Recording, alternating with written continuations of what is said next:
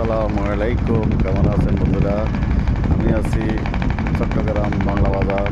দেখেন, খুবই সুন্দর একটা ভিডিও আপনাদের জন্য করলাম।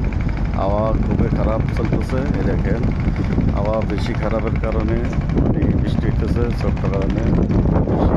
দেখেন, আবহাওয়া খুবই বাতাস, সাগর খুবই উত্তাল। আসলে আপনাদের জন্য ভিডিওটা করলাম। ভালো লাগলে শেয়ার দেবেন, ভালো লাগলে কমেন্ট করবেন।